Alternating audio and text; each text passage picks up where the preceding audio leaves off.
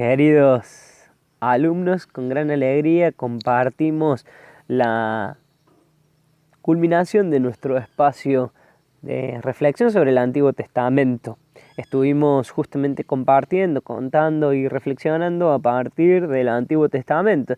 Esta asignatura que decimos que en el nuevo programa se denomina Introducción a la lectura orante y catequística de la palabra número 3. Y si bien vamos a intentar hacer un repaso lo más rápido y amplio posible, recordamos que seguramente haya muchas cosas que no vamos a tocar en profundidad, ¿sí? Lo primero que podemos rescatar y decir es que justamente la fuente de donde toma la catequesis su mensaje es ni más ni menos que la palabra de Dios. Es absolutamente importantísimo y central que la catequesis tenga como núcleo central la palabra de Dios. Recordemos que el catequista es un servidor de la palabra. El catequista hace resonar con su propia voz la palabra de Dios. Bajo ningún aspecto y en ningún modo el catequista va a hacer resonar la propia palabra. Pero miren qué interesante, ¿por qué un cristiano, por qué un catequista tiene que conocer el Antiguo Testamento? Y ni más ni menos, porque como nos recuerda el compendio de la Iglesia Católica, del Catecismo de la Iglesia Católica en el número 21, la palabra de Dios en el Antiguo Testamento es verdaderamente reconocida como una inspiración divina. Dios ha inspirado verdaderamente a los autores sagrados para que puedan escribir el Antiguo Testamento. Así como nosotros decíamos que muchas veces somos más de recordar el Nuevo Testamento en nuestros encuentros de catequesis, en nuestras clases, en nuestros grupos de oración, movimientos parroquiales y juveniles, decimos también ahora que exactamente el Antiguo Testamento tiene el mismo valor, porque ha sido una palabra divinamente inspirada. Claro que hacemos otra salvedad. El corazón de la palabra de Dios es ni más ni menos que el Evangelio, los Evangelios.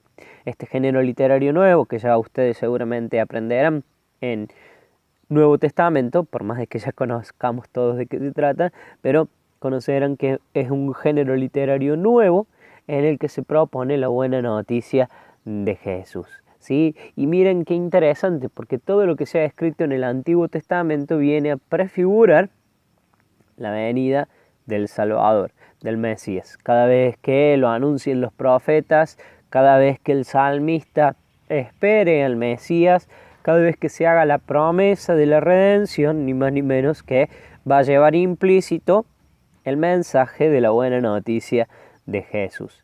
Por eso es importante que un catequista aprenda y conozca y también se deje interpelar por el Antiguo Testamento. Decíamos muchas veces que era más cercano o a veces era más como importante resaltar la figura del Dios del Nuevo Testamento. Y claro, el Dios del Nuevo Testamento se hace carne, se hace pleno, se hace mucho más cercano.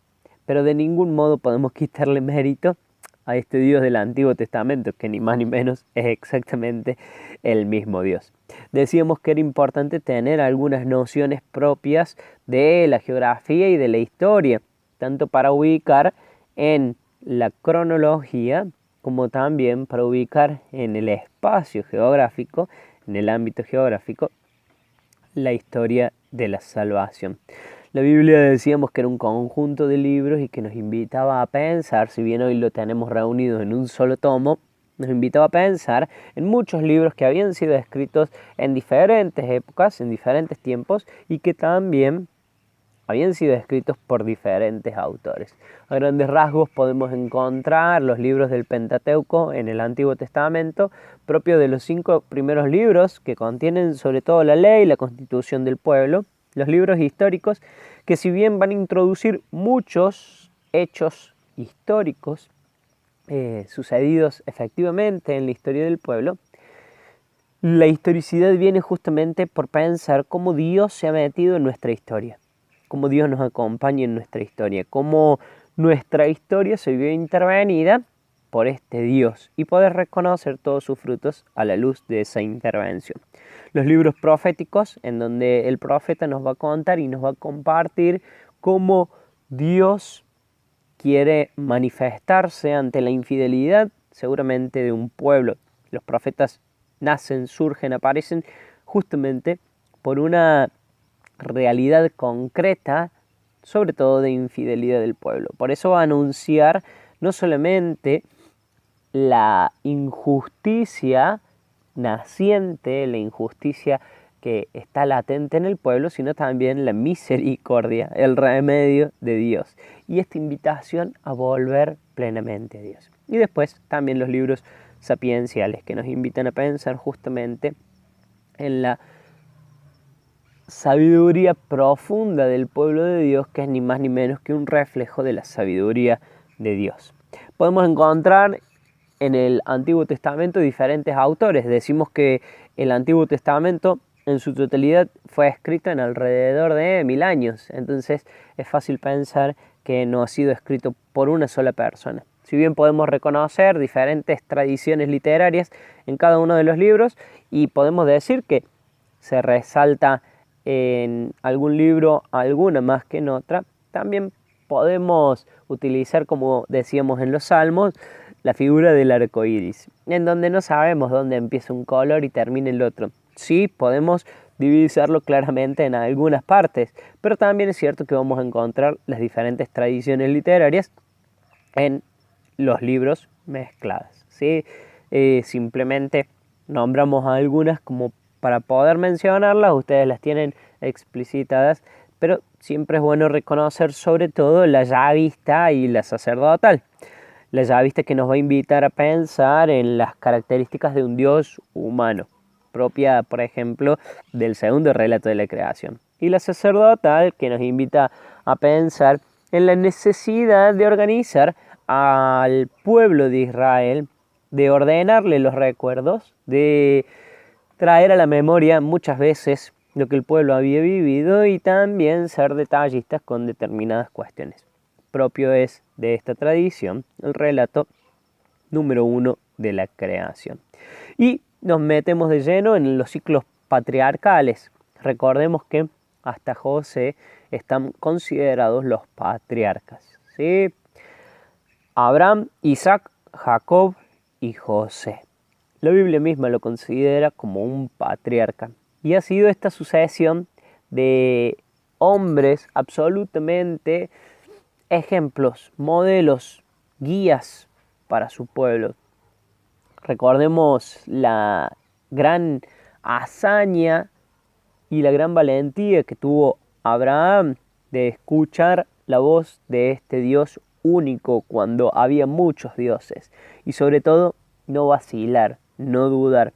Este Dios que le promete a Abraham tierra, le promete descendencia, le promete bendiciones, y que realmente Abraham no entiende cómo, si tenía una mujer estéril, era anciano, él era nómade, era pastor, no necesitaba de una tierra en herencia, porque efectivamente él iba por donde necesitaban los pastos su ganado.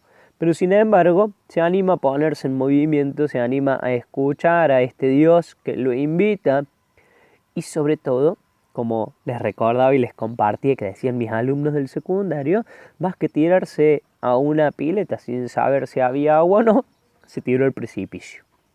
Y porque confió y porque se mantuvo fiel, verdaderamente Dios lo premió.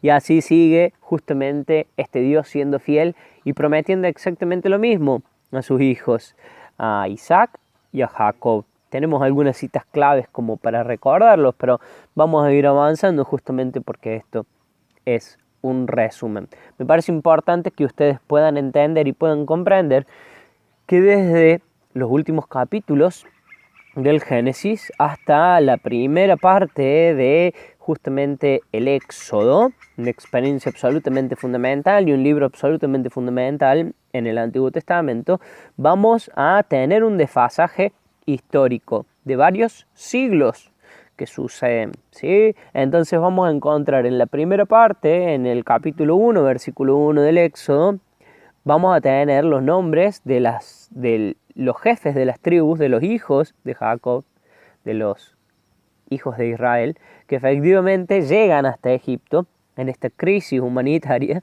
buscando comida y se encuentran con su hermano José. Pero van a decir la misma Biblia, el mismo libro del Éxodo, que desde ese entonces sucedieron varias generaciones y que nos vamos a encontrar en el Éxodo capítulo 1 y capítulo 2 con un panorama del pueblo de Israel esclavo en Egipto. Justamente porque este pueblo estaba naciendo, o este pueblo que ya había nacido, estaba absolutamente esclavo en el pueblo de Egipto. Porque justamente los egipcios lo reconocieron como una amenaza. El faraón ya veía que estaban creciendo y verdaderamente eran organizados, eran unidos. Y ahí es cuando el pueblo experimenta la opresión. En esta opresión el pueblo recuerda la promesa de Dios a sus padres, a sus antepasados, a los patriarcas.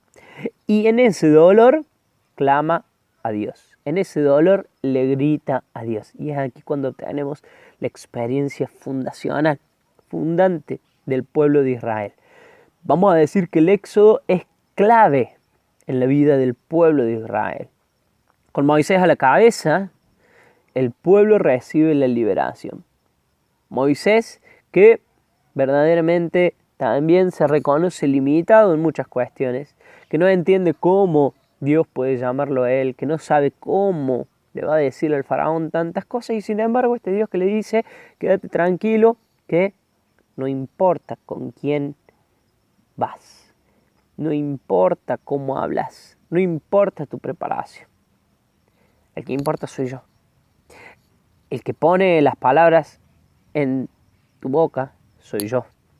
El que verdaderamente va a ir delante soy yo. Y eso es realmente lo más importante.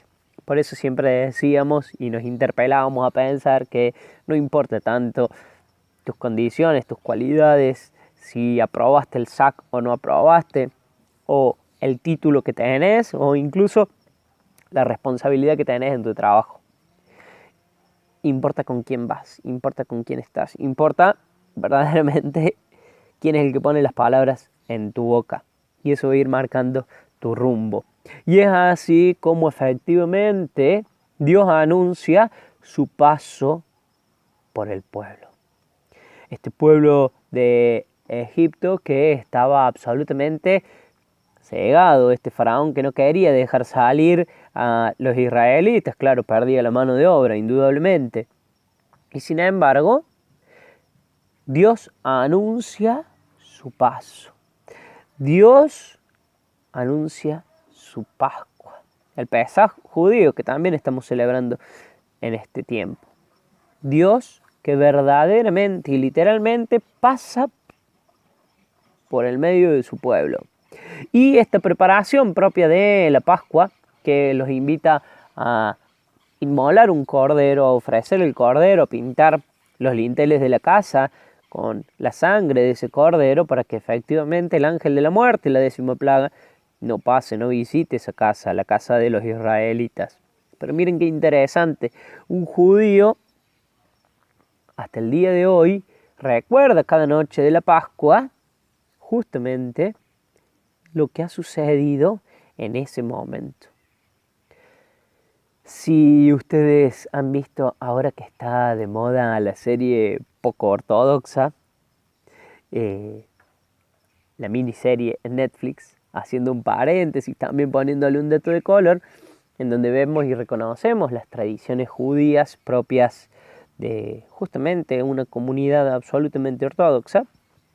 En uno de los capítulos, me parece que es en el capítulo 3, el padre de familia se sienta a la mesa en la noche de Pascua y les cuenta y les relata lo que sucedió en este momento, lo que vivió el pueblo y cómo es necesario recordar el sufrimiento del pueblo para poder reconocer también la grandeza de Dios.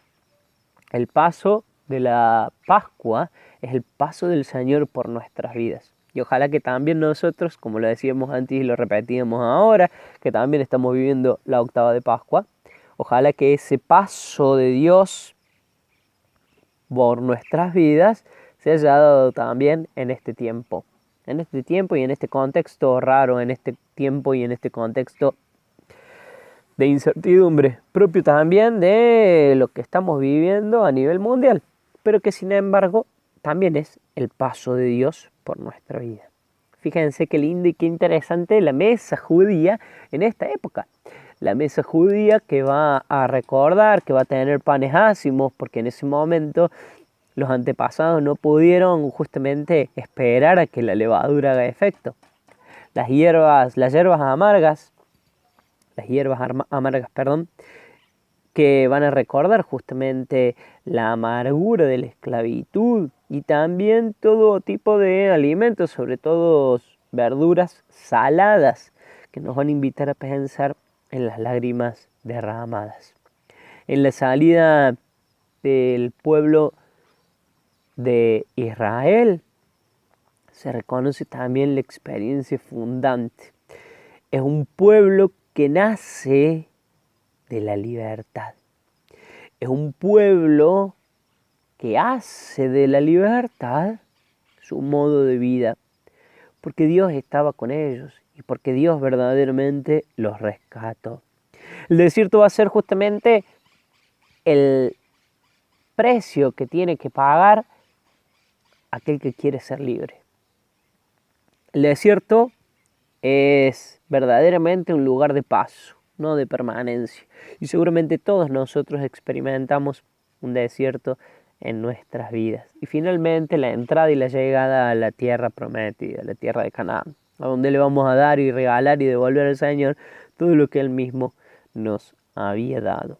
Entre la memoria del pueblo vamos a reconocer justamente el origen y vamos a decir que sobre todo los relatos de la creación van a ser creados por las tradiciones que van a invitar a este pueblo a reconocer en Dios a su creador. Este pueblo que no se encontraba en su tierra, este pueblo que no tenía la posibilidad de dictar sus propias leyes, este pueblo que no podía vivir conforme sus normas, sin embargo, va a tener la posibilidad de reconocer en el Creador la raíz de efectivamente todo el pueblo. Somos todos hermanos. Por eso tenemos las características de los relatos de la creación, de los dos relatos de la creación. Y vale aclarar acá que no son pasajes históricos. Una vez más los decimos, no son pasajes históricos. No sucedió así tal cual. La Biblia nos va a enseñar quién nos creó. La ciencia nos va a explicar el cómo. ¿Eso significa que la Biblia nos miente? No, en absoluto. La Biblia no nos miente. Sí nos enseña y quiere guardar en nosotros un mensaje de salvación. Este mensaje de salvación que se lo tenemos que preguntar siempre a cualquier texto bíblico. Nosotros decimos, el texto bíblico nos tiene que responder la pregunta, ¿qué me quiere decir Dios para mi salvación hoy, ahora, con ese texto? ¿Sí? Teníamos dos textos con dos tradiciones marcadas y diferentes características. Los invito a que también puedan releerlo. Fíjense qué interesante después el ciclo patriarcal, del cual ya habíamos hablado algo, pero que es necesario resaltar. El patriarca verdaderamente va a ser el tronco o la raíz de una gran familia. Y nosotros vamos a decir que justamente el núcleo central en la vida de todo patriarca va a ser la presencia constante de Dios. Presencia constante que se ve asegurada por la fidelidad del patriarca. En todo momento el patriarca va a ser fiel a lo que Dios efectivamente le pide. Un patriarca que descubre en Dios la providencia. Un patriarca que descubre su dependencia de Dios y efectivamente nos va a invitar a pensar que Dios es fiel a sus promesas. Miren qué interesante, avanzando un poco más en la historia del pueblo y también en la vida del pueblo, cómo este pueblo que ha salido en la Pascua, este pueblo que efectivamente se ha liberado del pueblo de Egipto, nos va a recordar que en el desierto selló un pacto con Dios. Y es lo que nosotros conocemos hoy como la antigua alianza. Una alianza celebrada con Moisés en el monte Sinai. Una alianza que tiene como fruto central y también como sello el decálogo. Efectivamente, este pacto con Dios va a suceder en este momento. Y Dios les va a decir, yo seré su Dios. Y el pueblo va a decir, yo seré tu pueblo. Y efectivamente, el pueblo voluntariamente acepta la invitación de este Dios. Y le promete serle fiel. Y promete que va a cumplir sus mandamientos. Y sobre todo le promete vivir en amor. Aquel que celebra un pacto, aquel que celebra una alianza, y más en este caso, se compromete a vivir determinadas cuestiones o de determinado modo. Y este pueblo se compromete a vivir en el amor. Esta alianza es una alianza de amor. Quien vive el decálogo vive en el amor. Porque efectivamente toda falta al decálogo va a ser ni más ni menos que una falta de amor. A Dios, al prójimo o a uno mismo. Pero miren qué interesante, porque el primer mandamiento nos va a pedir y nos va a recordar que escuchemos a Dios. Shema Israel. Escucha Israel. Este mandamiento absolutamente primordial para poder cumplir todos los demás. Y ni más ni menos que Jesús le va a venir a dar cumplimiento con el mandamiento del amor. Yo no he venido a abolir absolutamente nada, va a decir Jesús, sino que efectivamente vine a darle plenitud a todo lo que efectivamente les ha dicho Moisés. Pero miren qué interesante cómo podríamos nosotros, hoy por hoy, contarle y compartirle a un adolescente, por ejemplo, o a un niño sobre la alianza. Indudablemente que, por ejemplo, a un adolescente les va a servir el pacto, la figura de un noviazgo. Esto tan lindo que están experimentando en esa edad. Y decir, como yo les compartí en clases, y si no se los comparto y se los comparto ahora, el cumplir la ley por solo cumplir, indudablemente que no le gusta a nadie. Pero cuando encontramos el sentido más profundo, y ese sentido lo encontramos en el amor, indudablemente que nos va a redundar en frutos. Miren qué interesante esto. Si un chico conoce a una chica y efectivamente le gusta y comienzan un vínculo y se da cuenta que él quiere pasar más tiempo con ella, indudablemente que va a hacer todo lo posible para justamente hacerlo. Pero sin embargo, a esta chica no le gusta que su chico, no sé, tome bebidas alcohólicas. Recordemos que estamos en la adolescencia. O que fume. 15, 16 años. Y sin embargo, también le gusta este chico. Este chico se va a dar cuenta, si verdaderamente de corazón esto nace del amor, que para estar cerca de ella va a tener que ir adecuando algunas cosas. Entre ellas, por ejemplo, el tema del alcohol o de fumar. Y va a decidir dejar eso porque la elige a ella. Y nadie le pidió ni lo obligó a que efectivamente lo dejara. Él hace una opción y también hace una renuncia. Y renunciando sabe que lo que elige es mucho más grande. Con los mandamientos y actualizándolo con Jesús pasa exactamente lo mismo. Nadie va a cumplir, o a nadie le gusta cumplir, por cumplir una norma que no le encuentro sentido. Pero si efectivamente, primero, me encuentro con esa persona, me encuentro con Jesús, para darme cuenta que tengo que estar más cerca de Él, o que quiero estar más cerca de Él, voy a tener que ir adecuando algunas cosas. Y lo demás viene por añadidura, va a decir el Evangelio. El resto de las cuestiones se van a ir acomodando. Para explicar la alianza, el compromiso en el amor, quizás en la adolescencia sea posible utilizar la figura del noviazgo, por ejemplo. O la amistad en los más chiquitos, en los niños, porque también efectivamente ellos saben muy bien de qué se trata eso. Pero qué interesante cómo efectivamente este pacto que se celebra nos va a invitar a recordar siempre en la alianza celebrada con un pueblo escogido y en la presencia siempre de Dios, absolutamente siempre. Recordemos que los pactos, las alianzas o efectivamente esto que sella Dios con el pueblo de Israel va a tener como reminiscencia histórica los pactos que se celebraban entre pueblos al momento de las conquistas. Y efectivamente un pueblo se presentaba y decía quién era efectivamente. Nosotros somos tal, hijos de tal, o venimos de tal lado, y nosotros proponemos esto. Si efectivamente no se cumple, también tenemos esto otro. Y así se celebra ni más ni menos que la antigua alianza. El pueblo siempre va a llevar consigo el arca de la alianza.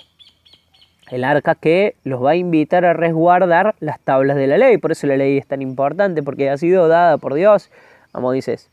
Y efectivamente nos invita a pensar en esa presencia siempre de Dios. Por eso para el pueblo judío, hasta el día de hoy, el santo de los santos es ni más ni menos que, o son ni más ni menos que las tablas de la ley. Avanzando un poco en la historia de la salvación y pensando ya en algunos siglos más adelante, encontramos a los profetas. Los profetas nos van a invitar a pensar en la misericordia de Dios cuando algo no se ajusta verdaderamente a su plan. Nos van a invitar a pensar en la infidelidad del pueblo y en la fidelidad de Dios.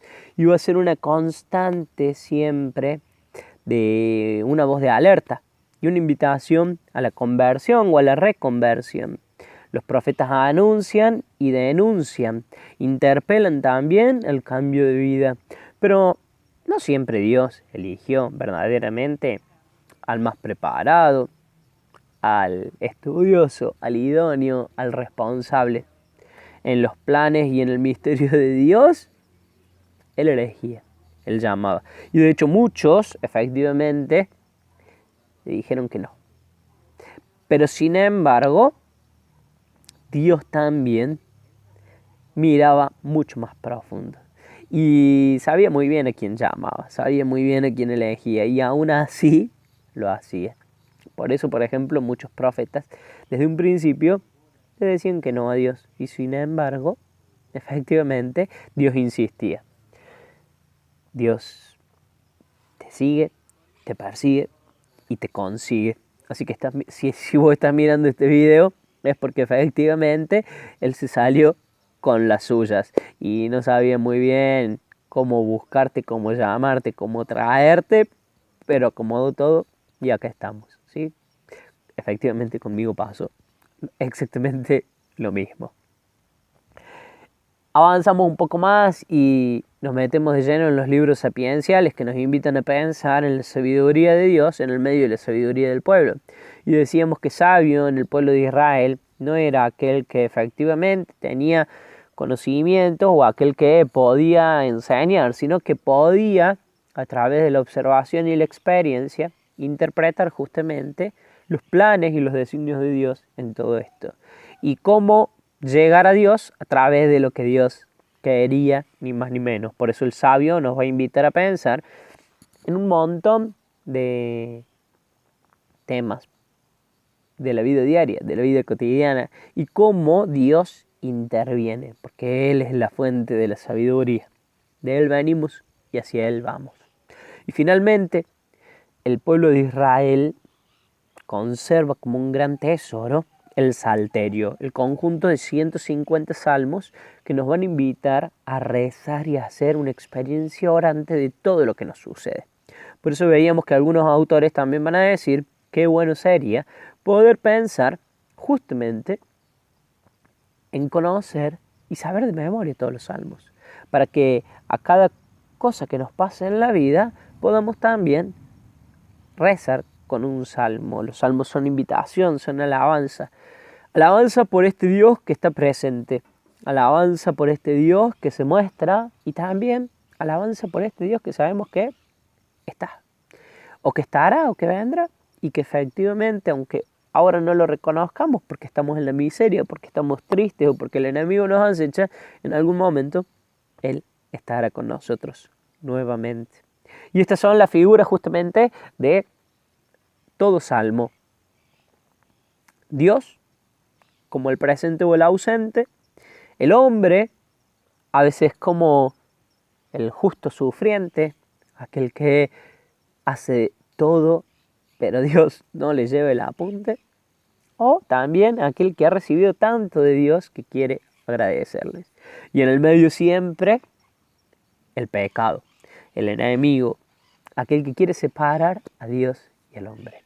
Ojalá que podamos efectivamente elegir un salmo, rezar con los salmos, pensar que toda situación humana está iluminada y está contemplada en los salmos y sobre todo reconocer, terminando ya este video, que Dios siempre es fiel. Que no importa si lo sientas o no lo sientas. Que no importa si estás alegre o estás triste. Que no importa si efectivamente te crees el más grande santo o el peor de los pecadores. Ese Dios que llamó a Abraham, ese Dios que invitó a Moisés, ese Dios que sacó de las cenizas a muchos profetas, hoy quiere que vos seas catequista. Hoy te invita a que vuelvas de todo corazón.